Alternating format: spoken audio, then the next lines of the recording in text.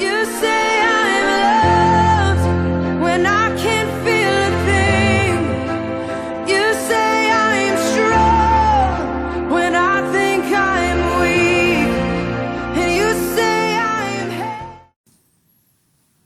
우리를 도우시고 지키시는 하나님이라는 제목으로 우리 시간 같이 은혜 받는 시간이 되기를 원합니다. 하나님께서 여러분 각자에게 말씀해 주시고 은혜해 주시기를 간절히 축원합니다. 우리는 하나님의 도움 없이 살 수 없는 그런 존재들임을 깨달아야 합니다. 하나님은 사람을 창조하실 때 하나님의 도움 없이 살지 못하도록 우리를 지으셨어요. 우리는 하나님의 생기로 생명이 되어서 영혼을 가진 인간으로서의 삶을 살게 되었습니다. 우리에게 생명을 주신 분이 하나님이시기 때문에 하나님의 도움 없이는 살 수 없다는 것입니다. 하나님의 도우심이 끝나면, 그것은 하나님께서 우리 생명을 걷어가시면 우리는 죽을 수밖에 없다는 것입니다. 오늘 하루가 마지막일 수도 있어요. 우리는 하루하루 그렇게 감사하면서 나에게 생명 주신 그 하나님 도움 없이는 살 수 없음을 우리가 인정하고 교만하지 말아야 될 것입니다. 늘 겸손해야 될 것입니다. 세상 사람들은 살기 위해서 끊임없이 어떤 것에 도움을 갈구하며 살아갑니다. 그래야 살아가기 때문입니다. 그래야 살아요. 그래서 사람의 도움을 갈구합니다. 돈의 도움을 갈구합니다. 명예의 도움을 갈구합니다. 의술의 도움을 갈구합니다. 약의 도움을 갈구합니다. 의식주의 도움을 갈구합니다. 때로는 짐승의 도움을 갈구합니다. 너무 외로워서. 또한 첨단 과학의 도움을 갈구합니다. 그러나 예수님을 믿지 않는 사람들은 알지 못하는 것이 있습니다. 그 모든 것 또한, 자신들이 갈구하는 모든 것 또한 하나님의 도우심이라는 것을 깨닫지 못한다는 것입니다. 약도, 의술의 재능도, 또 내가 먹고 입고 누릴 수 있는 의식주도 선인이나 악인이나 하나님이 동일하게 다 베풀어 주신 그 은혜 때문에, 그 도움 때문에 살 수 있음을 깨닫지 못한다는 거예요. 그래서 하나님의 도움 없이는 주어지지 않는다는 것을 깨닫지 못하기 때문에 우상 앞에 감사하고 귀신 앞에, 마귀 앞에 감사하는 것이죠. 마땅히 하나님께 감사해야 되는데 다른 데 가서 빌고 있는 거예요. 사실 인간이 가장 도움을 강구해야 할 부분은 여러 가지를 갈구하면서 강구하지만 바로 죽음 이후의 구원에 관한 문제입니다. 이 도움을 강구해야 되는데 그 도움보다도 다른 것에 관심이 있어요. 죽음은 끝이지 뭐. 네. 근데 죽음 이후에 관한 문제에 대해서는 도움을 구하지 않아요. 하나님 앞에 간구하지도 않아요. 많은 사람들은 현실의 문제의 도움에만 급급해 있습니다. 이 세상에서 인간의 죄의 문제, 인간의 죽음 이후의 심판의 문제를 도와줄 존재는 없습니다. 그 어느 것도, 그 어느 존재도 우리의 죄의 문제, 죽음의 문제, 근본적인 문제를 해결해 줄 수 있는 존재가 이 땅에는 없다는 거예요.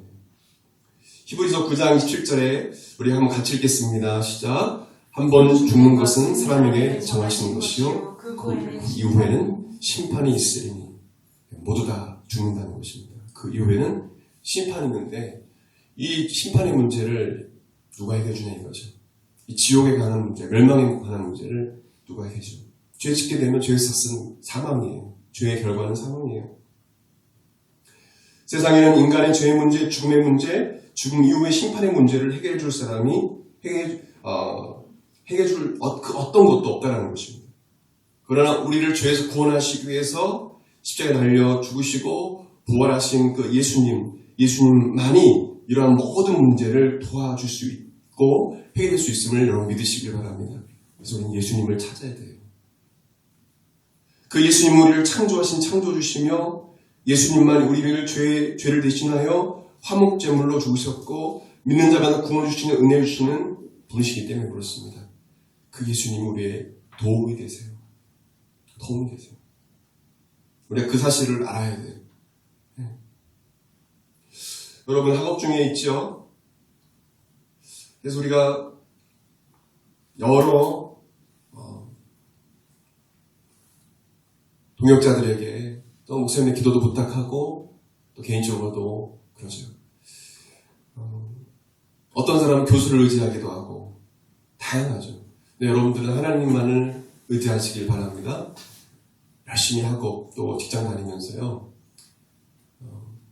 물론 우리가 윗사람 하나님처럼 대하듯 하라고 해서 상급자를 누구처럼 대하라고요? 성경에 하나님처럼 대하라고 했어요. 섬기라고 했어요. 하나님께서 주신 원리예요. 그런데 그 사람을 우리가 그 사람을 의지할 대상이 아니에요. 도움이 대상이 아니에요. 바로 우리가 학업 중에 직장 중에 있을 때 우리가 또 미래에 대해서 고민이 있을 때 하나님께 우리가 간구해야 돼요. 왜요? 그 하나님 나를 지으셨기 때문에. 그 하나님이 부모님보다 나를 더 잘 아셔요. 내 기질과 성격 그리고 내 앞길도 다 아셔요. 성경에 보게 되면 여러분의 앞길을 주께서 미리 예비하시고 여호와에 대한 하나님께서 예비하시고 인도해 하신다고 하셨어요. 이 사실 믿으십니까? 하나님의 경영을 하나님께서 인도하신 것을 인정해라. 그럼 내 길을 기도하시리라 말씀하셨어요. 근데 인정하지 않으면 여러분들이 삶을 결정하고 여러분이 마음대로 계획하고 갈 수 있어요. 자유의지가 있기 때문에. 하나님은 로봇 같은 인간을 만들기 원하시지 않았어요. 그렇기 때문에 자유의지가 있기 때문에 하나님 하나님께 간구하지 기도하지 않아도 목사님께 기도 부탁하지도 않고 지사님 기도 부탁하지 않고 나는 나대로 간다. 나대로 신앙생활 한다. 이건 참 위험한 길 가는 거예요. 혼자서는 못 가요. 하나님의 도우심을 구해야 되고요. 사랑하는 지체들 또 하나님께서 보내준 주의 종들에게 도움을 구하고 그것은 하나님께 도움을 구하는 거예요. 나를 위해서 기도해 줘. 목사님 저를 위해서 기도해 주세요. 목사님이 응답해 주는 겁니까? 목사님은 그냥 종이에요, 종. 그냥 종이에요, 종. 그냥 주님이 하라고 하면 하고 그냥 코 껴가지고 그냥 뭐예요? 소도 코 끼면 따라오잖아요. 그게 그냥 으랴! 하면 가는 거예요. 저는 그냥 기도하는 거예요. 우리가 하나님 앞에 간구하며 기도하는 거예요. 그것도 하나님의 도심을 구하는 거예요. 여러분 죽고 사는 것, 죄의 문제, 모든 문제도 바로 하나님의 손에 달려있다는 걸 기억하고 우리가 형손이 어려움 생길 때 하나님의 도우심을 간구하시길 바랍니다. 하나님 도와주세요. 왜 안 도와주시겠어요? 왜 안 도와주시겠어요? 여러분 제3차 중동전쟁 여러분 잘 아실 것입니다. 유명한 6.1 전쟁이라고 유명하죠? 모르는 사람 없을 거예요. 6.1 전쟁으로 알려진 제3차 중동전쟁은 1967년 6월 5일 새벽에 이라크, 시리아, 요르단, 이집트가 연합한 아랍연합군과 이스라엘군 간의 전쟁인데 모세 다얀이라는 장군, 국방장관이 이끈 이스라엘군이 6일 만에 승리를 거둔 전쟁이라고 해서 6.1 전쟁이라고 합니다. 아랍연합군이 이스라엘을 공격할 당시 군인 수가 이스라엘 군보다 2배 정도 많았습니다. 또한 국민 인구수는 이스라엘보다 아랍연합군이 100배나 많았습니다. 아랍연합군은 전쟁 당시 20억 불의 소련제 최신 무기와 소련 군무사 고문관들의 자문을 받았기 때문에 당연히 자신들이 이길 거라고 호언장담하고 자신만만했습니다. 그래서 아랍연합군은 이슬람 사람들이에요. 이슬람 이 교도들은 이렇게 이야기하는 거죠. 유대인들을 지중해로 몰아넣어서 그 시체를 몰아넣어서 푸른 지중해를 피바다로 만들 것이다라고 했어요. 아주 자신만만하면서 봐라. 그래서 그때 당시에 전문가들은 10,000명 정도가 아마 이스라엘 사람들이 죽을 것이라고 이야기했어요. 그 당시 이스라엘 국방장관인 모세 다얀 장군은 어느 날 전쟁에 참가한 모든 젊은이들에게 성경책을 나누어 주면서 어떤 구절을 펴서 읽게 했습니다. 아랍연합군과의 전쟁에서 승리할 새로운 무기가 있다고 선언하면서 그 구절을 읽게 했습니다. 그 구절 읽기 전에는 아주 대단한 이 아랍연합군이 이길 신무기를 발표할 것이다 하고 그렇게 이야기했는데 갑자기 성경책을 나눠주는 거죠. 처음에 세계 사람들은 유대인들은 노벨 수상자가 많고 유명한 과학자도 많으니까 틀림없이 원자폭탄이나 수소폭탄을 능가하는 신무기를 만들어서 나왔을 것이다, 발표할 것이다 라고 했어요. 그러나 모세 다얀 장군은 그리 생각하는 것과 전혀 다른 예상 밖의 성경책을 가지고 읽게 했습니다. 그것은 바로 시편 오늘 읽은 121편 말씀입니다. 이렇게 얘기했습니다. 우리를 이 전쟁에서 승리하게 할 신무기는 바로 오늘 여러분과 함께 본 시편 121편입니다. 우리는 과학으로 싸우지 않습니다. 하나님이 도와주시면 됩니다. 우리는 이번 전쟁을 다음 안식일 전까지 끝내겠습니다. 쉽게 얘기하면, 교회로 이야기하면 주일 그 다음날 월요일날 시작해서 주일 전에 끝내겠다. 예배 드려야 되니까 6일 만에 끝내버리겠다는 거예요. 그의 믿음대로 6일 전쟁은 안식일 다음날 5일에 시작해서 그 다음날 안식일 전인 10일에 승리로 끝났습니다. 132시간 30분의 시간 만에 이 큰 아람 연합군을 죽였어요. 어떤 당시 어떤 역사학자는 30만 명이잖아요. 어떤 역사학자는 46만 명 이상 되는 2만 명의 군사들이 죽었고요. 근데 이스라엘 군들은 한 700명 넘은 한 1000명 이하의 사람들이 다 죽었어요. 아람 연합군은 전쟁이 끝난 후 있었던 기이한 사건들에 대해서 이야기하기 시작했습니다. 수많은 천군 천사가 총을 자신들을 향해 쏘려고 하는 환상을 보고 비싼 소형제 무기들을 다 버리고 도망가는 일들. 쳐들어온 이스라엘 군은 25명에 불과한데 주변 지역에 갑자기 두렵고 무서운 소문이 갑자기 돌아서 무기를 버리고 도망쳐버린 일들. 불길이 갑자기 앞을 막아서 이스라엘을 공격하지 못했던 일들. 큰 손이 갑자기 나타나 두려워서 도망가는 일들. 이 외에도 다양한 일들이 일어났어요. 그래서 6일 전쟁의 승리는 하나님만을 도우심으로 삼고 의지했던 모세 다얀 장군의 믿음 보시고 하나님의 전적인 간섭과 역사심으로 이뤄낸 승리임을 그들은 고백하고 있는 것입니다. 지금까지도 그렇게 파자되고 있습니다.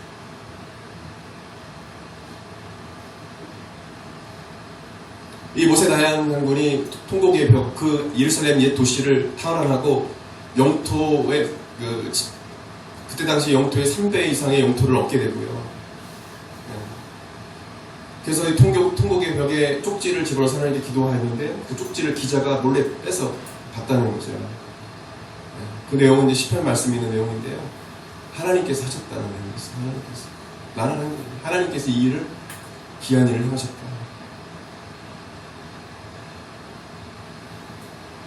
전쟁도 하나님께 속해 있습니다.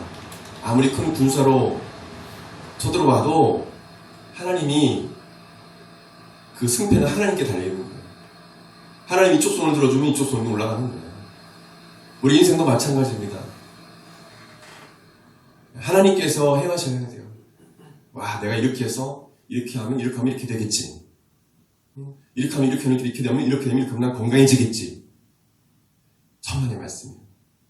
하나님 도우심 구하고 겸손히 우리 하나님 섬길 때 그 사람이 인생 승리하는 것입니다. 후회 없는 삶을 살아요. 아파도 또한 좀 일 잘 안 돼도 하고 일 좀 잘한데도 그 사람은 하나님께 감사하고 영광을 해요. 하나님의 도우심을 반드시 경험하게 되는 것입니다. 하나님 역사심을 경험하게 됩니다. 하나님은 항상 우리를 도와주시고 지켜주십니다. 오늘 본문으로 들어가서 오늘 이 모세 다얀 장군이 붙들었던 오늘 이 시편 121편 말씀은 한 예루살렘 성전을 향하여 예배하러 가는 한 순례자의 고백이시. 1인칭으로 쓰여졌죠? 1절과 2절 보시면 1인칭이에요. 그렇죠? 내가 산을 향하여 나의 도움. 그리고 또한 그러한 순례자를 바라보며 어떤 시편 기자가 순례자를 향하여 축복하는 시. 그것이 바로 3절에서 8절 3인칭으로 쓰여진 시입니다. 3절 이하 보면 너를 실족하지 아니하니 너를 지키십니다. 그래서 1인칭과 3인칭. 그래서 두 기자가 쓴 시라고 알려져 있어요. 1, 2절을 보게 되면 하나님은 우리를 도와주시는 분이시다. 그것을 우리가 알 수 있어요. 순례자가 1, 2절 같이 말씀 보겠습니다. 같이 시작. 내가 산을 향하여 눈을 들리라. 나의 도움이 어디서 올까? 나의 도움은 천들지신 여호와에게서로다. 순례자가 바라보는 산은 바로 하나님의 임재가 있는 거룩한 시온산을 말해요. 그 시온산을 바라보면서 천지를 주신 창조주 하나님을 생각하게 되었다는 것입니다. 그리고 그 전능하신 하나님만이 나의 도움이 되신다고 고백하는 거예요. 자신의 도움의 근원이 바로 하나님 되심을 선포하고 있는 것입니다. 그래서 이 말씀을 어떤 분이 이렇게 묵상하기도 하죠. 아무리 나의 인생에 높은 산과 같은 그런 문제가 있을지라도 하늘을 바라보면 하늘은 뚫려 있다. 하나님이 나를 바라보고 계시고 나를 도와주신다. 그래서 문제의 산을 보지 말고 눈을 들어 하나님을 바라봐라. 그래서 이 말씀을 그렇게 해석을 하고 그렇게 주님을 바라보고 승리하는 분들이 있습니다. 우리 대전에도 있어요. 직접 뵙고 또 교제사 나갔는데 여기 대전 순복음교회도 그 교회도 원래 가정교회부터 시작했는데 정말 힘든 그런 개척교회였는데 거기 대전 순복음 큰 교회잖아요. 거기에 가정도 시작했는데 너무도 어려운 거죠. 못 사는 곳이었어요. 근데 이 말씀을 간절히 붙잡고 하나님 도우시고 하고 교회가 이렇게 부흥하게 됩니다. 시편 43편 5절 말씀 보게 되면 이렇게 기록합니다. 우리 같이 읽을까요? 같이 읽겠습니다. 시작. 내 영혼아 내가 어찌하여 낙심하며 어찌하여 내 속에서 불안하는가. 너는 하나님께 소망을 두라. 그가 나타나 도우심으로 말미암아 내 하나님을 여전히 찬송하리로다. 왜 불안하느냐? 왜 낙심하느냐? 하나님이 도와주시는데 너 기도하지 않고 뭐하고 있니? 이렇게 말씀하시는 거예요. 너 기도하면 돼. 기도하면 하나님 도와주셔. 낙심하고 불안해하지 마. 말씀하시는 거예요. 여러분, 이 순례자는 어떤 성경학자는 바벨론에서 예루살렘까지 140km를 걸어왔다고 이야기하는데 그거는 뭐 확실하지 않으니까 먼 길을 하여튼 온 거예요. 하나님께 예배드리러 가는 거예요. 예루살렘 향해 성전을 향해 가는 거예요. 근데 뭐냐면 그 긴 여정 속에서 그는 늘 삶도 그랬지만 매일 삶도 그랬지만 하나님을 도우심을 삼고 살았다는 거예요. 늘 기도하면서 하나님 나를 도우십니다. 고백했다는 거죠. 마지막으로 3절에서 8절 보게 되면 하나님 우리를 지켜주신 분이시다라고 되어 있어요. 3절에 8절 말씀 여러분 보십시오. 성경 보십시오. 하나님께서 하나님의 자녀들을 지켜주신다라고 몇 번이나 반복해서 말씀하십니까? 무려 6번이나 지켜주신다고 말씀했어요. 한 번도 두 번도 아니고 이 짧은 구절 안에 6번이나 내가 너 지켜줄게. 너 지켜줄게. 불안해하지 마. 두려워하지 마. 말씀하십니다. 저희 어머님이 거의 척추 협착증이 너무 심해가지고 수술을 했는데 우리들 병원에서 6시간 이상 수술했어요. 너무 긴 시간 했어요. 세 부분을 수술해요. 고령이신데 75세인데 근데 수술했는데 왜 이렇게 안 나오시나 무슨 일이 있나. 근데 이제 몇 시간 돼서 나오셨어요. 수술 잘 됐다고. 수술 잘 됐어요. 근데 마취가 깨니까 막 소리를 지르면서 제가 태어나서 그렇게 고통스러운 거 처음 봤어요. 그냥 그 마약도 있잖아요. 그 주사 넣어도 안 돼요. 너무 많이 넣으면 안 되거든요. 큰일 나거든요. 최대치를 넣어도 안 되는 거예요. 그래서 저를 손을 꽉 잡는 거예요. 기도했어요.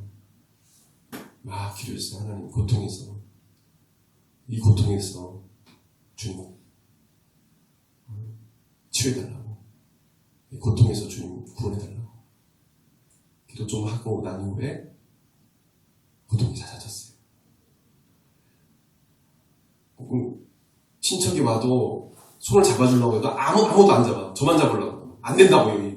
이 무의식 가운데 의식이 없어요. 의식이 없는데 우리 아들 잡아야 된다고. 기도하니까 꽉 잡는 거예요. 제 손도 뼈가 부러질 정도로 그냥 잡고 기도해.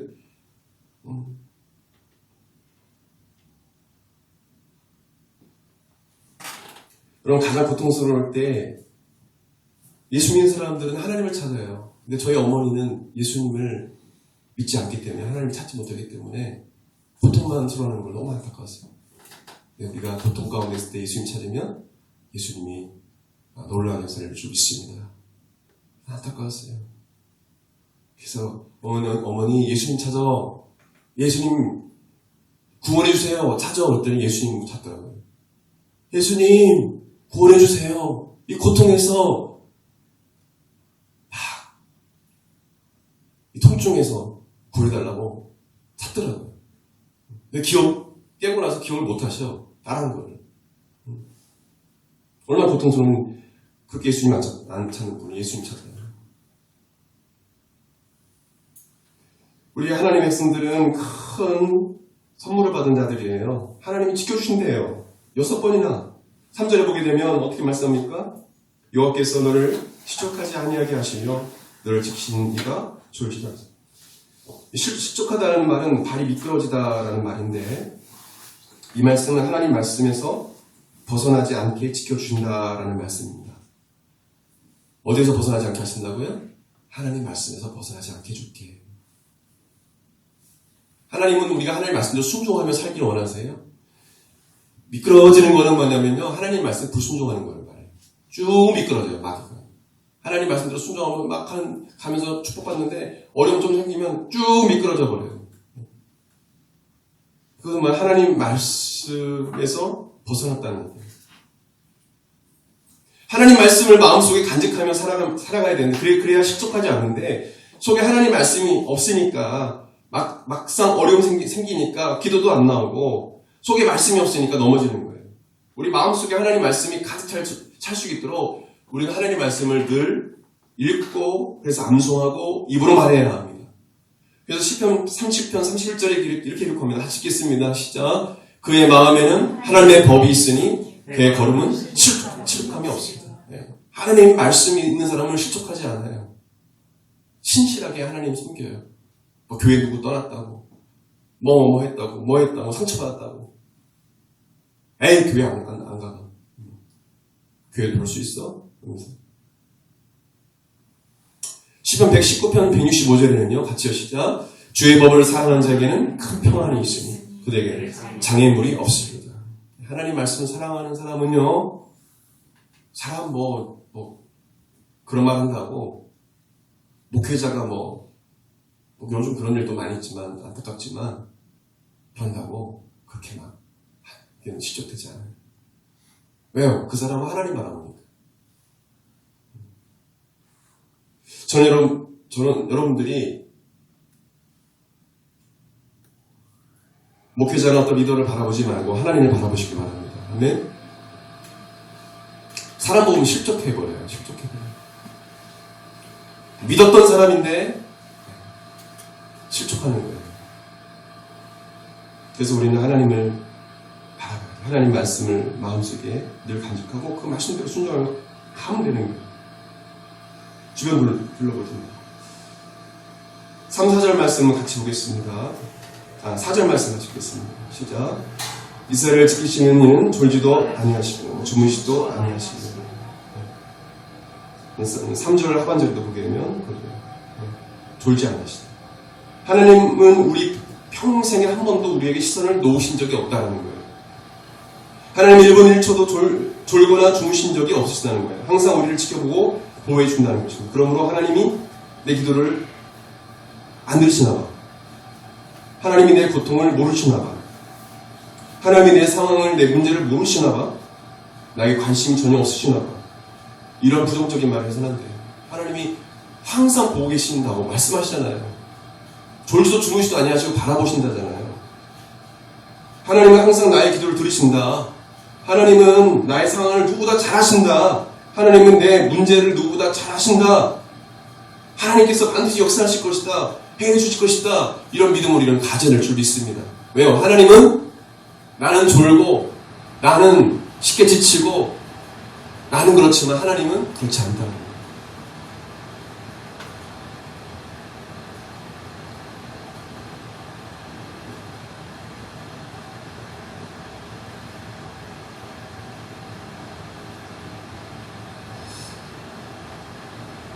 어제 돌아본 가정들 대부분 할아버지, 할머니들, 그리고 이제 한부모 가정들이거든요.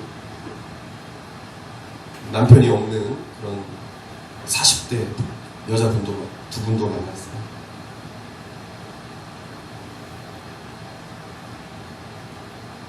근데 놀라운 사실은 대부분 다 어렸을 때 교회 다녔거나 교회를 다녔는데 지금 교회를 안 다니는 사람들이 90% 이상이었어요. 이유를 이야기하지 않고 어떤 분은 자살하려고 했다고 하는 분들도 있고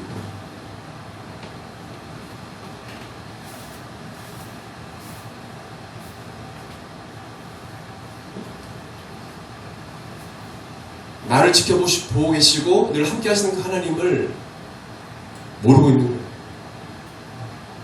잊어버린 거예요. 하나님은 내 이 상황을 모르실 거야. 고통 가운데 그렇게 있는 거예요. 그래서 기도해줬어요. 하나님은 알고 계신다. 다 하신다. 할아버지, 상황 다 하신다. 그리고 지금도 하나님은 사랑하신다. 단지 지금 어머님이 또 할아버지가 그걸 깨닫지 못해서 그렇습니다. 하나님은 변함없이 사랑하세요. 알고 계세요. 어떤 어머님은 약간 우시려고 하시더라고요. 기독교 학교에 기독교 학교에 다녔다고 하더라고요. 기독교 학교. 또 채플도 드리고 그랬대요. 그 이후로 신앙생활을 안 했다는 거예요. 하나님 사랑을 잊어버린 거죠.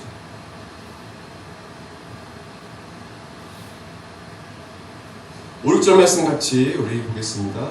시작. 여호와는 너를 지키시는 이시라. 여호와께서 내 오른쪽에 내 근이 되시느니 낮에 해가 너를 상하게 하지 않으며 밤의 날도 너를 해치지 않으며. 하나님은 우리의 오른쪽에 근이 되신다고 말씀합니다. 여기서 다른 성경 번역의 우편에 근이 되신다 이렇게 해석을 하죠.